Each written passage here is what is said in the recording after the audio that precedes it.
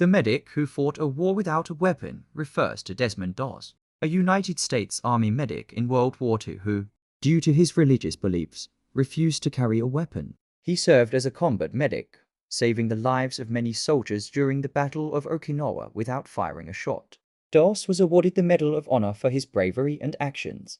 Desmond Doss, born on February 7, 1919, was a Seventh-day Adventist who strongly believed in pacifism. Despite facing initial resistance and ridicule from his fellow soldiers for refusing to carry a gun, he dedicated himself to saving lives on the battlefield. During the Battle of Okinawa, Doss displayed exceptional courage and compassion, repeatedly risking his life to retrieve and treat wounded soldiers under enemy fire.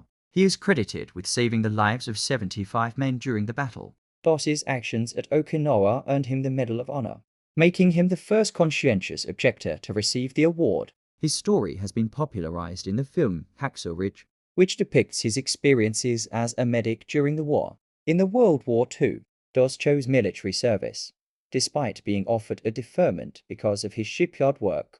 On April 1, 1942, at Camp Lee, Virginia, he was sent to Fort Jackson, South Carolina for training with the reactivated 77th Infantry Division. Meanwhile, his brother Harold served aboard the USS Lindsay. Doss participated fully in the physical training. He woke up at like everyone else, ran the same obstacle courses, completed field marches, crawled under barbed wire, and trained in heat and mud. But there was one critical difference. He refused to touch a weapon. As a devout Seventh-day Adventist, Doss believed in the sanctity of life. He would not kill, even in war, and he would not train with a rifle. Instead, he chose to serve as a combat medic, believing that he could still save lives on the battlefield. Every evening, Doss knelt beside his bunk and prayed silently, clutching a small Bible his wife had given him. He refused to train or work on Saturday the Sabbath unless it was to help someone in need. This behavior baffled and angered many of the other soldiers, who saw him as self-righteous and insubordinate. Doss was mocked and ridiculed relentlessly. Soldiers called him names like Holy Roller, Coward, Bible Basher.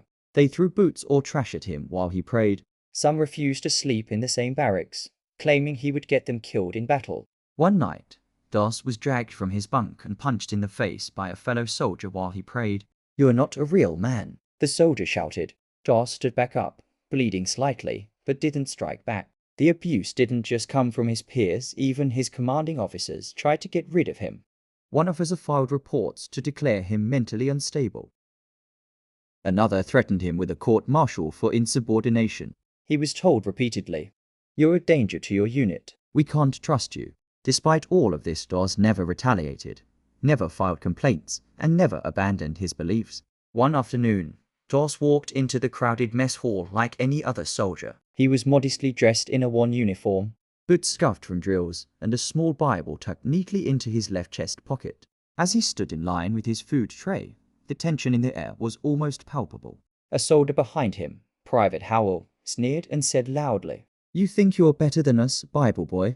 The remark drew laughter from nearby troops. Doss, calm and reserved, didn't respond. He simply kept his eyes forward and waited his turn. After receiving his food, Doss sat alone at a small table. Suddenly, a group of soldiers surrounded him. One of them shoved his tray off the table, sending food splattering across the floor. Another soldier grabbed the Bible from Doss's pocket, opened it mockingly, and read in a sarcastic tone, "Did the Lord tell you to eat alone too?" The others burst into laughter, banging on the table in amusement. Doss silently bent down and picked up his tray, scooping what food he could back onto it. He didn't say a word. He didn't look angry. He didn't retaliate. Instead, he sat back down, closed his eyes, and bowed his head in quiet prayer. His lips moved in silent devotion, undisturbed by the noise around him. Slowly, the laughter began to die down. Some soldiers looked away. A few exchanged awkward glances. No one stopped him, but something had changed. Later, Doss said, "I wasn't there to be liked. I was there to save lives, even those who hated me." This quiet resolve, even in the face of ridicule, would later earn him the admiration of the very men who mocked him. One day after drill practice, Doss returned to the barracks to find his belongings thrown across the floor. His uniform had been stepped on, his Bible flung under a bunk. Soon after, a superior officer, frustrated by Doss's refusal to handle weapons, gave him an order meant to degrade Private Doss, since you don't think you need to be trained like the rest of us, clean the latrines, every one of them, until they shine. It was a punishment not based on rules but on pure resentment.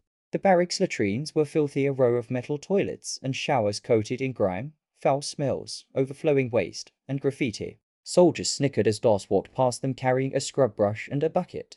Holy boys gonna baptize the toilets, one of them sneered. Desmond Doss scrubbed every toilet, every floor tile, and every corner of the bathroom without complaint.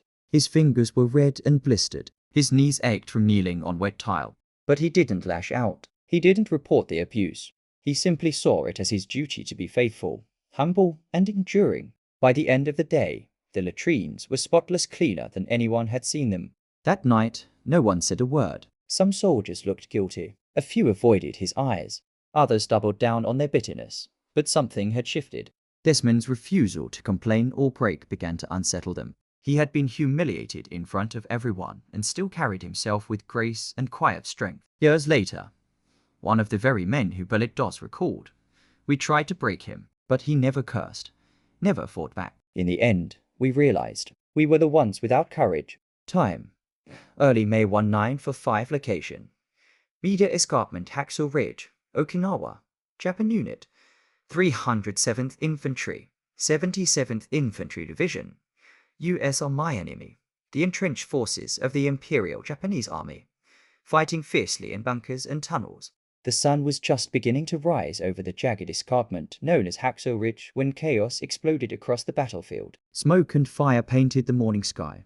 Screams echoed through the valley below as American soldiers scrambled up the ropes that hung from the cliff's edge, ropes that led them straight into hell. Machine gun fire cracked through the air. Mortars burst open bodies like ripe fruit. Grenades rolled through the dust and shadows, ripping through bone and willpower alike. It was a slaughter. Among the chaos, one man moved differently. He didn't carry a rifle. He didn't fire a shot. And yet, he would become the most unforgettable figure on that ridge. His name was Desmond Doss. Doss had been an outcast in his unit from the beginning. A Seventh-day Adventist, he had refused to carry a weapon or kill, not out of cowardice, but conviction. Many of his fellow soldiers had mocked him, beaten him, called him names like holy roller and coward.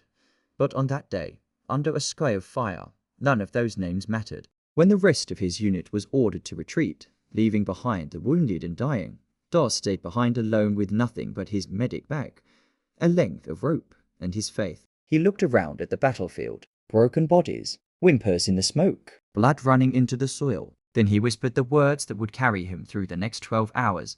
"Lord, please, help me get one more." He crawled on his belly across the battlefield, dodging bullets, ignoring the ringing in his ears. Each time he found a wounded man, limbs torn, faces burned, chests heaving with dying breath. Doss would bandage them, whisper to them, and drag them inch by inch to the edge of the cliff. There, he tied them into a rope harness of his own invention and lowered them one at a time down the 1-foot cliff to safety. Below, soldiers watched with disbelief. One man, just one. Back and forth Doss went, through enemy fire, through his own exhaustion, through pain. At one point, a piece of shrapnel tore into his leg. He dressed it and kept moving. Later, a sniper's bullet shattered his left arm. He set the bone himself, tied it to a rifle stock as a splint, and continued, bleeding, limping, praying. One more, just one more. From below, soldiers began to gather, staring up into the haze of war as wounded men were lowered down like gifts from heaven. "It's Doss," someone said. "He's still up there, alone."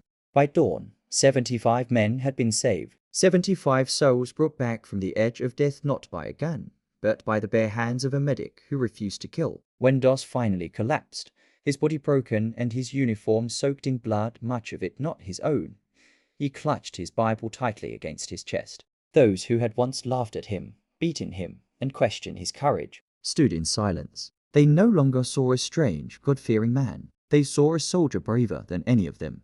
Later, when President Harry S.N. Truman awarded Desmond Doss the Medal of Honor, he said, "You're the bravest man I've ever met."